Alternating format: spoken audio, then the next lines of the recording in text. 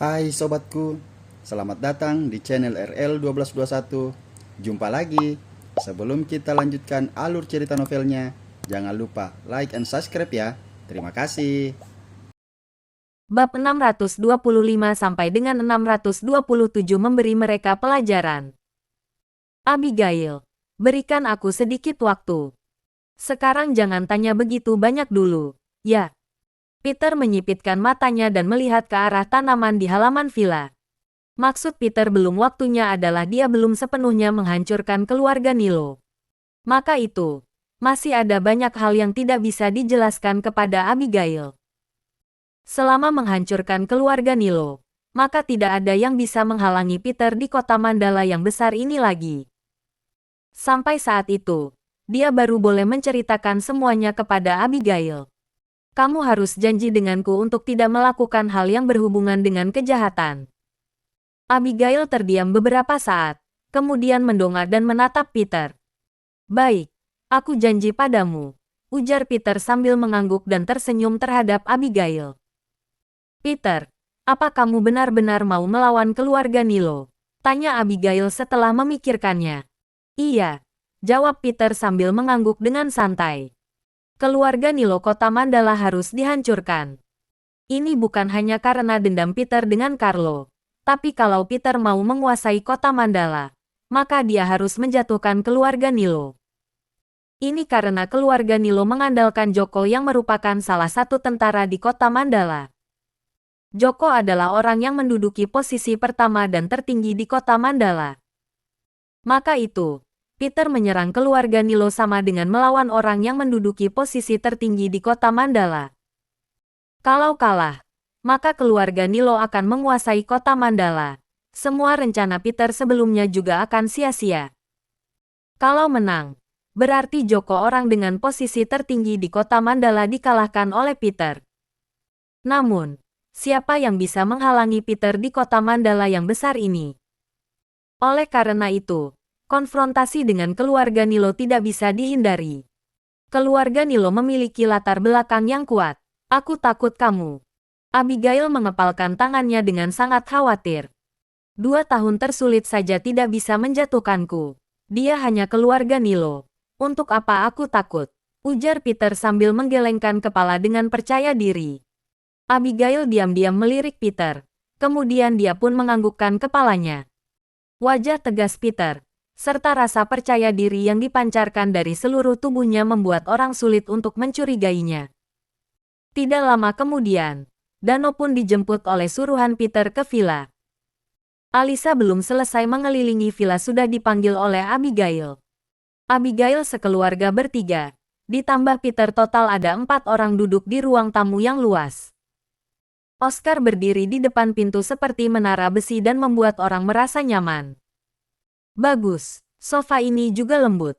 Alisa duduk di sofa. Dia meraba kualitas kulit sofa hingga tidak tahan untuk memujinya. Dano juga melihat sekeliling dengan tatapan yang puas. Meskipun mereka terbiasa dengan rumah tua yang sudah ditinggal selama puluhan tahun, sejujurnya lingkungan, renovasi tempat ini lebih cocok dihuni. Ayah, Ibu, nanti aku bawa kalian untuk berkeliling. Sekarang, kita perlu membahas sesuatu yang penting.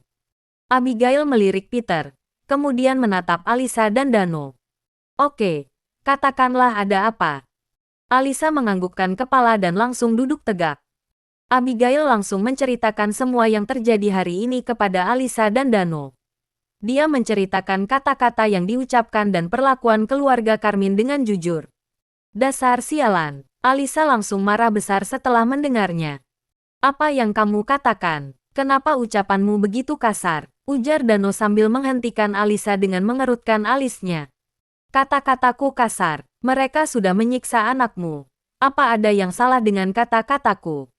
Dano, kita boleh lemah, tapi bukan bodoh. Lihatlah apa yang dilakukan saudaramu itu. Apakah mereka masih manusiawi? Alisa langsung berdiri dan menegur Dano. Peter pertama kali merasa Alisa memang wanita yang kasar. Dano terlalu berbudi dan terlalu mementingkan keluarga. Tapi dia tidak tahu terkadang orang asing lebih baik dibandingkan keluarga.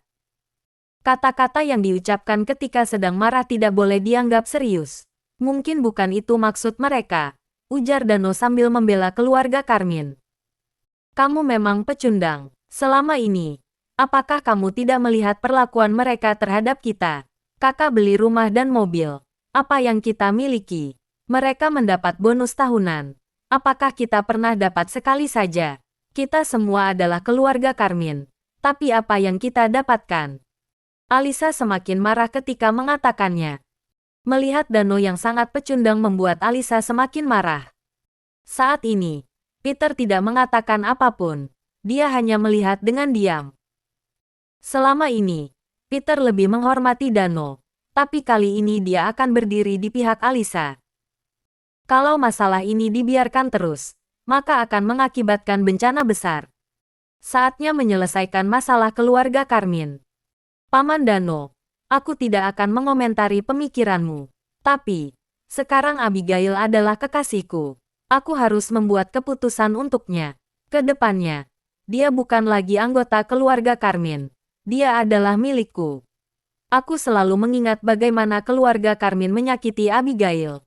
Jadi aku tidak akan membiarkan masalah ini terjadi lagi. Kalau Abigail mau kembali, aku juga tidak akan menyetujuinya.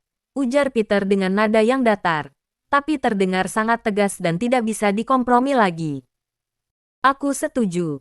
Alisa langsung menganggukkan kepala dan duduk lagi. Pembicaraan yang termasuk rapat keluarga ini sebenarnya bertujuan untuk memberitahu Alisa dan Dano kalau sudah putus hubungan dengan keluarga Karmin. Peter bukan bermaksud untuk membicarakan masalah ini, melainkan memberitahu mereka. Peter tidak akan memedulikan pilihan mereka. Tapi Abigail harus tetap di sisinya. Kembali ke keluarga Karmin hanya akan dipermalukan. Dano hanya mengerutkan keningnya. Dia sama sekali tidak tahu apa yang harus dilakukannya. Dano tahu kalau Abigail memang sudah berusaha berbuat baik di keluarga Karmin. Tapi dia hanya ditindas. Jadi, memilih meninggalkan keluarga Karmin memang pilihan yang baik. Akan tetapi, hatinya yang berbakti malah membuatnya merasa kalau ini adalah perbuatan yang salah. Kebalikannya, Alisa dan Peter sudah sangat tegas untuk memutuskan hubungan dengan keluarga Karmin. Hal ini membuat Dano merasa kesulitan. Abigail, kamu. Dano terdiam sesaat, kemudian mendongak menatap Abigail. Ayah, aku ikut Peter. Sebelum Dano berbicara, Abigail duluan mengungkapkan pendapatnya. Abigail mengikuti semua perintah Peter, karena dia tahu Peter tidak akan mencelakainya dan semua yang dilakukannya adalah untuk kebaikan Abigail. Baiklah kalau begitu. Dano langsung menyerah untuk membujuk. Mereka berjumlah 4 orang. Ada 3 orang yang mau memutuskan hubungan dengan keluarga Karmin. Jadi, Dano tidak bisa mengubah apapun. Di saat ini, Abigail dan seluruh keluarganya tinggal di Villa Kembar Indah Jaya. Mereka juga sudah memutuskan hubungan dengan keluarga Karmin. Ini tentu saja bukan hasil yang diinginkan Nyonya Besar Andrea, tapi karena dia sudah tua, jadi ada beberapa hal yang tidak bisa diurusnya lagi. Akan tetapi, Mason dan yang lainnya malah sangat puas. Sekarang Abigail sudah pergi, berarti tidak ada orang yang bisa merebut posisi kepala keluarga Karmin lagi. Jadi, setelah masalah ini, Mason adalah pemenangnya. Setidaknya Mason merasa kalau dirinya adalah pemenang. Kenneth juga memberitahu Carlo tentang hal ini. Hanya saja ini bukan kabar baik bagi keluarga Nilo. Awalnya mereka berencana untuk menyuruh Carlo menikahi Abigail. Kemudian menggunakan status menantu cucu keluarga Karmin melanjutkan usaha keluarga Karmin. Ditambah lagi bantuan Henry dari luar. Jadi mereka pasti akan mendapatkan keluarga Karmin dengan cepat.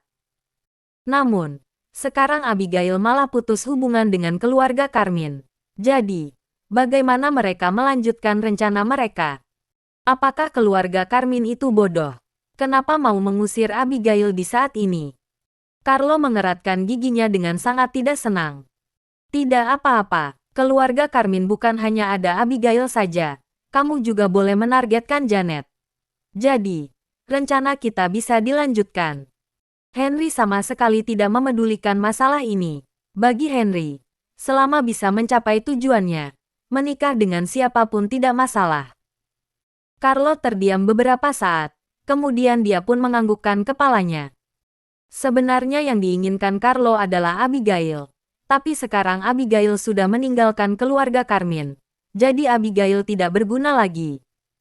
Carlo terpaksa memindahkan targetnya ke Janet.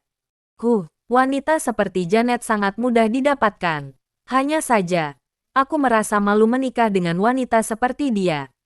Carlo tahu kalau Janet adalah wanita yang sembarangan. Kalau dinikahi, mungkin saja akan diselingkuhi.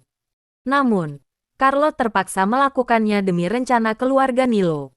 Hahaha, aku bukan menyuruhmu bersamanya selamanya. Kamu hanya perlu menggunakan keluarga Carmine sebagai alas kaki saja. Henry langsung mengisap cerutu dan mengatakannya dengan santai. Meskipun kepergian Abigail dari keluarga Carmine memberikan sedikit dampak terhadap rencana mereka, untung saja dampak itu tidak besar. Oh ya, ayah. Peter bahkan memberitahu Kenneth kalau dia berencana untuk menghancurkan keluarga Nilo. Ujar Carlo ketika melihat jam raksasa di dalam ruangan. Aku sudah lama menantikannya. Henry langsung tertawa dingin kemudian melihat kalender di samping. Bukankah dia bilang mau memberikan kita waktu 7 hari? Hari ini sudah terakhir, kan? Aku mau lihat apa yang akan dilakukannya untuk melawan keluarga Nilo. Ekspresi Henry terlihat semakin menghina. Awalnya Henry masih sedikit tegang. Namun, setelah 7 hari berlalu, rasa tegang Henry sudah menghilang. Dengan mengandalkan Joko dari kemiliteran, Henry sama sekali tidak perlu takut pada siapapun. Besok aku ikut denganmu ke acara lelang dan mendapatkan sebidang tanah di tengah kota. Tanah itu sangat penting, ujar Henry sambil menyipitkan matanya. Ayah, apakah perusahaan Lipon akan membelinya? Tanya Carlo dengan sedikit khawatir. Jangan takut, aku sudah memberitahu Pak Joko tentang perusahaan Lipon. Sepertinya sekarang perusahaan Lipon sudah mendapat peringatan dan tidak berani mencari masalah dengan kita lagi, ujar Henry dengan percaya diri. Joko adalah pemimpin kemiliteran kota Mandala dan memiliki status tertinggi di kota Mandala. Kalau Joko yang beraksi, jangankan perusahaan Lipon, bahkan perusahaan besar dari kota Handam pun tidak berani melakukan apapun. Aku sudah mengerti, ujar Carlo sambil menganggukkan kepala. Keesokan hari, seperti biasanya, kota Mandala menyambut hari yang baru lagi. Hari ini, Peter memutuskan untuk menyerang keluarga Nilo. Hanya saja, sekarang sementara belum ada pergerakan apapun. Henry bahkan sudah melupakan kata-kata Peter. Pagi hari jam 9, Henry bersama Carlo datang ke Hotel Labo. Hari ini ada sebuah acara lelang yang diadakan di sini. Acara hari ini akan melelang sebuah tanah di tengah kota. Tanah ini terletak di daerah yang ramai. Bahkan Henry mendapat kabar kalau tempat ini akan menjadi wilayah fokus pembangunan di masa depan. Maka itu, nilai tanah itu ke depannya pasti akan terus meningkat.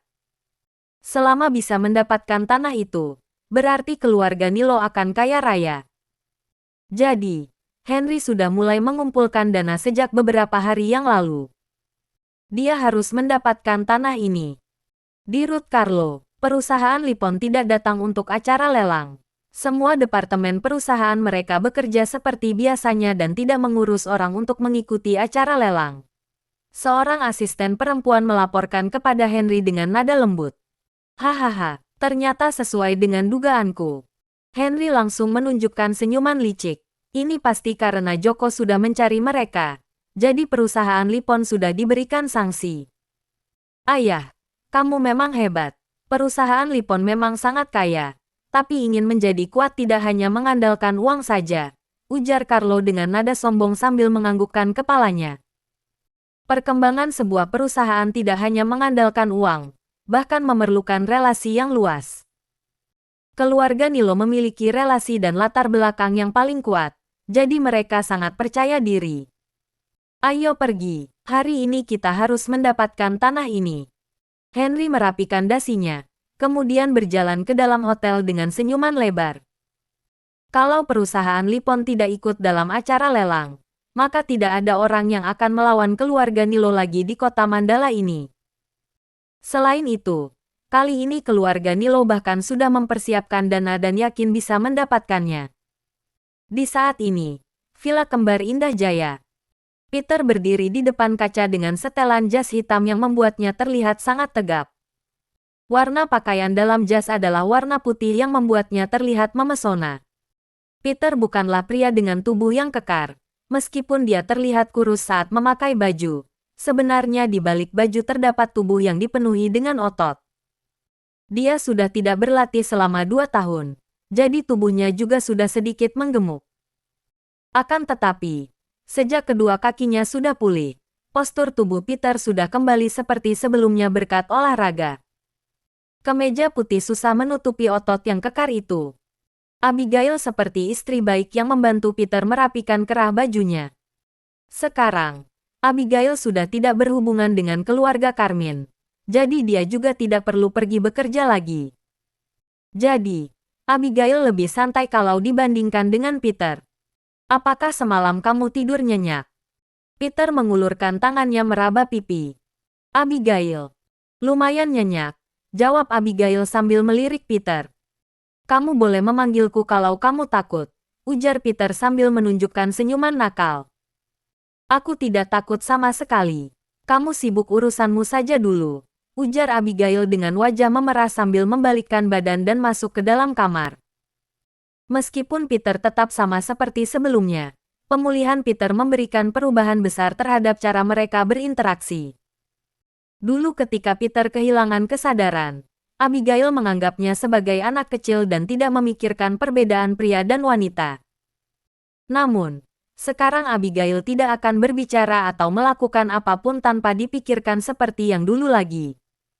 Peter hanya tersenyum sambil menggelengkan kepala, kemudian berjalan keluar. Di luar, Oscar sudah menyalakan mobil dan menunggu Peter. Ayo berangkat, mari kita berikan pelajaran kepada keluarga Nilo. Setelah Peter mengatakannya, Oscar langsung menganggukkan kepala dan langsung menyetir ke lokasi acara lelang. Di dalam villa, Abigail berdiri di balik jendela melihat kepergian mobil Peter dengan pandangan yang bingung. Dia merasa semua ini seperti sedang mimpi. Sebulan yang lalu, Peter masih si bodoh yang tidak tahu apapun, duduk di kursi roda dan tidak bisa mengurus diri sendiri. Semua aktivitas perlu bantuan dari Abigail. Sekarang, perubahan Peter sangat mengejutkannya. Mobil mewah, rumah mewah bisa didapatkan dengan mudah. Tidak hanya itu saja, bahkan banyak bos besar di kota Mandala juga sangat menghormatinya. Hal ini membuat Abigail teringat kata-kata yang dulu diucapkan Jesse kepadanya. Dulu Jesse bilang kalau Peter adalah sebuah harta besar yang belum ditemukan. Di saat itu, Abigail sama sekali tidak mempercayainya. Abigail hanya mengira Jesse membela Peter karena Peter membantu Jesse dan Elise. Sekarang, Abigail sudah percaya dengan semua kata-kata Jesse. Mungkin saja Peter memang sebuah harta karun. Abigail. Di saat ini, Alisa tiba-tiba mendorong pintu dan berjalan masuk. Ibu, jawab Abigail sambil berjalan ke arah kursi. Apakah kemarin malam kamu tidak tidur sekamar dengan Peter? Tanya Alisa. Ibu, villa ini punya begitu banyak kamar. Untuk apa kami berimpitan di satu kamar? Jawab Abigail sambil menggelengkan kepala. Abigail, apa kamu bodoh? Kamu harus mempertahankan hatinya, ujar Alisa dengan tulus sambil duduk di sampingnya. Abigail sudah dewasa, tentu saja dia mengerti maksud Alisa. Meskipun wajahnya memerah, dia tetap tidak menjawabnya. Dengarkanlah nasihat ibu, cepat lakukan yang perlu dilakukan. Dengan begitu bukankah hubungan kalian sudah jelas? Ujar Alisa sambil memegang tangan Abigail. Ibu, kami belum menikah. Kenapa ibu berbicara seperti ini? Ujar Abigail dengan wajah yang sangat merah seakan-akan sudah bisa meneteskan air.